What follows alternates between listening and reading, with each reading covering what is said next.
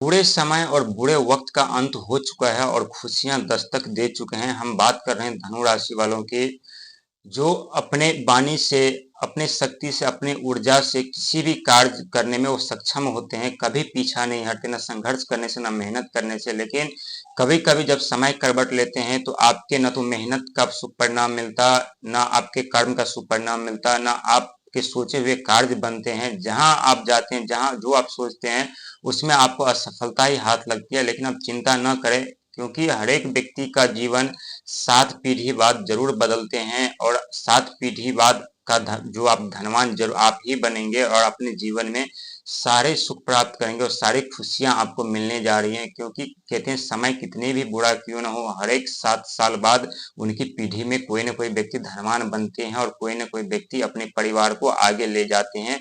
और ठीक उसी में से एक व्यक्ति आप है, जो अपने दिमाग से, अपने बुद्धि से, अपने मेहनत से, अपने कर्म से, अपने धर्म से आप धनवान बनेंगे और धनवान बनने के साथ साथ अपने परिवार को भी धनवान बनाएंगे और उनके भी जीवन में खुशियां प्रदान करेंगे। क्योंकि कहते हैं परिवार में यदि कोई एक व्यक्ति यदि समझदार हो जाए, धनवान निकल जाए और सही सोच उनकी हो और हमेशा यदि मदद करते रहे, तो उस व्यक्ति के साथ साथ पूरे परिवार आगे बढ़ जाते, पूरे परिवार ऊंचाई की सीढ़ी पर चढ़ते हैं। और ठीक आप वो इंसान है जहां पूरे परिवार के साथ आप जाने वाले हैं, चलने वाले हैं। क्योंकि आपके राशि के स्वामी देवगुरु बृहस्पति हैं और देवगुरु बृहस्पति होने के कारण जो है माता पिता, भाई बहन, परिवार, शिक्षा, ज्ञान के कारक माने जाते हैं। और आपके अंदर वो बुद्धि है, वो क्षमता है, जो आप किसी भी समय, किसी भी वक्त, कितने भी दुख दर्द क्यों ना, वहां से आप निकलने में सक्षम हो जाते हैं। और ये 100% सच है। लेकिन काफी दिनों से आपके ऊपर समस्या चल रही थी, समस्या समाप्त होने का नाम नहीं ले रहा था। आप बार बार सोच रहे थे कि हमारे जीवन में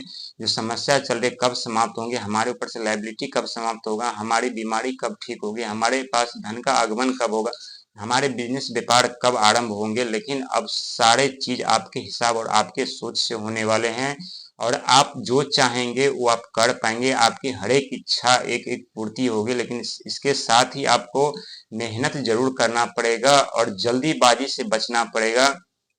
और ज्यादा लालच भी आपके लिए ठीक नहीं होगा, क्योंकि राहु और शनि की दृष्टि आपके ऊपर बनी हुई है और एक तरफ आपके राशि के स्वामी यानी देवगुरु बृहस्पति, जो कि शिक्षा ज्ञान के कारक माने जाते हैं। यदि आप अपने जो आपके पास ज्ञान है यदि गलत दिशा में इस्तेमाल करेंगे तो फिर आप समस्या में पड़ सकते हैं।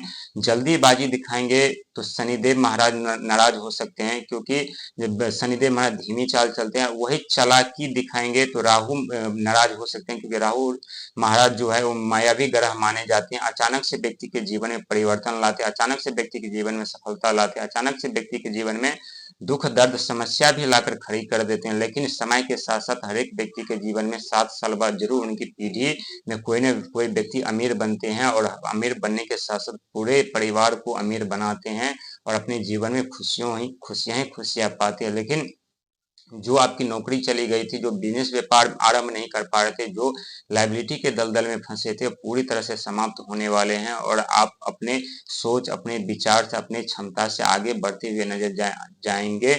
क्योंकि एक नहीं बल्कि 7 ग्रह का सपोर्ट आपको मिल रहा है। एक तरफ केतु का सपोर्ट आपको 100% मिल रहा है, जो कि केतु रोग, ऋण, दया, धर्म, क्रोध, मोह, लोभ का कारक माना जाता है। वहीं देवगुरु बृहस्पति जो माता पिता, भाई बहन, शिक्षा का कारक माना जाता है। वही मंगल जो धरती का, आत्मा का, ऊर्जा का, शक्ति का प्रतीक माना जाता है।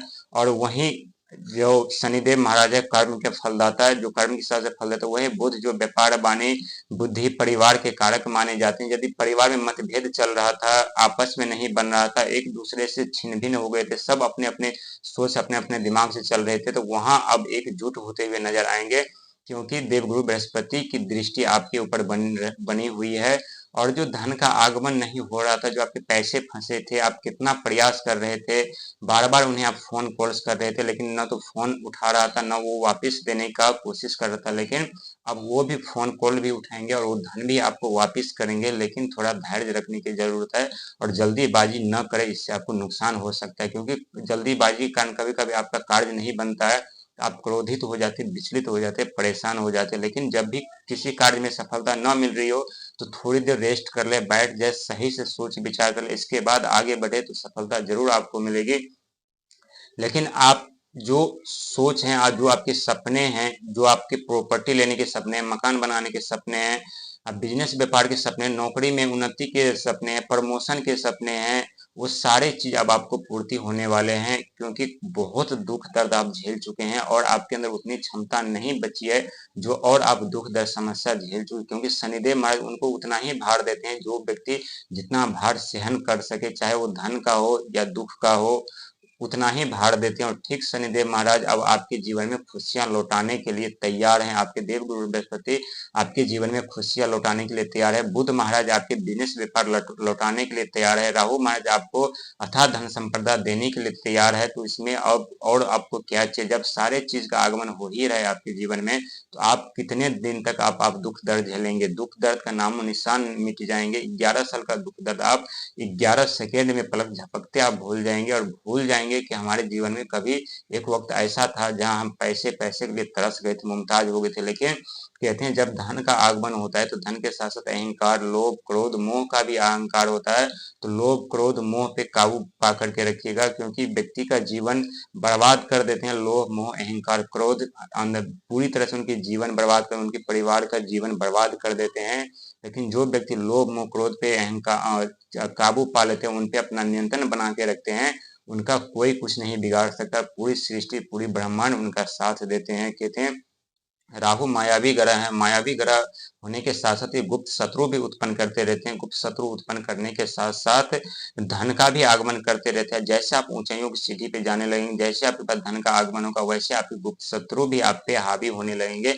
लेकिन गुप्त शत्रु से आपको बचना है तो राहु को प्रसन्न कीजिए, क्योंकि राहु महाराज को प्रसन्न करने के लिए कुछ खर्चे नहीं करने पड़ते। बस दया धर्म, जो व्यक्ति असहाय है उनका सहायता कीजिए, जो जिनके पास धन नहीं है, जो खाने को तरसते उन्हें अन्न का दान कीजिए। इससे आपका राहु मजबूत होगा, क्योंकि यदि आप किसी को देने देंगे तभी आपको राहु देंगे, क्योंकि राहु किसी भी व्यक्ति को जल्दी नहीं देते, उन्हीं व्यक्ति को उतना देते जो संभाल सके उस धन को, दूसरों तक पहुंचाने में सक्षम हो, न कि लालच में फंसकर उस धन को सिर्फ अपने ही पास रख करके उनका सुख पाए, ऐसा नहीं है। जितना आप दूसरों को दान पुण्य करेंगे उतना आपको राहु शनि देंगे, क्योंकि आप दान पुण्य उस व्यक्ति को आपको करना है जो असहाय वास्तविक में जिसे धन की जरूरत है। ये नहीं ये हमारे दोस्त है, ये हमारे यार है, इनके पास धन है और फिर भी आप उन्हें मदद कर रहे हैं, तो इसका शुभ परिणाम आपको नहीं मिलेगा।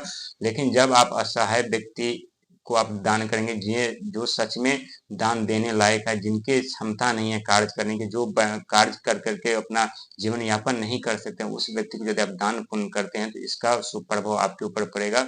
राहु शनि की दृष्टि आपके ऊपर बनी रहेगी, बुध की दृष्टि आपके ऊपर बनी रहेगी।